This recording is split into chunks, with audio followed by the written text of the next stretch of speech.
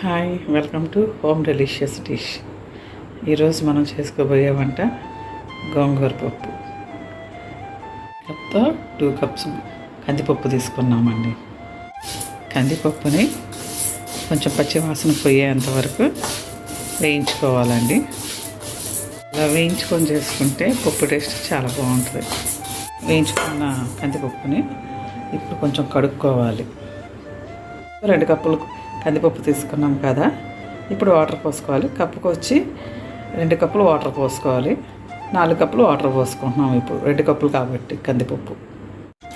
ఇవి 4 cups water ఉంటాయండి. ఇది 2 కట్ల గోంగూర అండి.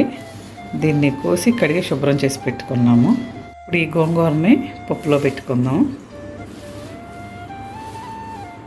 ఇప్పుడు ఇందులో 7 పచ్చిమిర్చి వేసుకోవాలి. ఇట్లా 2 పీసెస్గా చేసుకొని వేసుకోవాలి. కడిగి పెట్టుకున్న 4 టమాటాలు తీసుకున్నాము. వీటిని కట్ చేసుకొని దాంట్లో వేసుకోవాలి. ఈ విధంగా టమాటాస్ కట్ చేసిన తర్వాత కారం వేసుకోవాలి. 2 టీ స్పూన్స్ కారం, పసుపు, ఇంట్లో 1 స్పూన్ నెయ్యి, నూనె 2 వేసుకుంటే రుచి బాగుంటుంది. మంచిగా కూడా అది ఉడుకుతుంది. టమాటాలు కూడా వేసాం కాబట్టి పులుపు సరిపోద్ది. మీకు కనుక పులుపు సరిపోదు అనుకుంటే కొంచెం చింతపండు కూడా పెట్టుకోవచ్చు. కుక్కర్ పెట్టేసుకుంటామండి. పెట్టేసుకున్నాము. ఒక 5 విజిల్స్ వచ్చే వరకు ఉంచాలి. ఆవిరిపోయిందండి. పప్పు ఎలా ఉడికిందో ఇప్పుడు మూత తీసి చూద్దాం.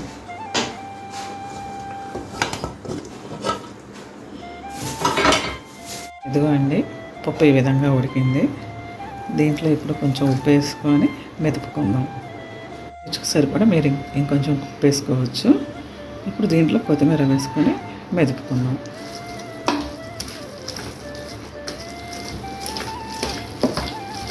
ఇదిగో అండి, పప్పుని ఈ విధంగా మెత్తగా మెదుపుకోవాలి.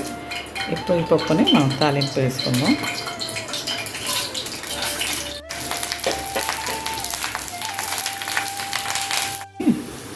పప్పులో కలుపుకుందాం.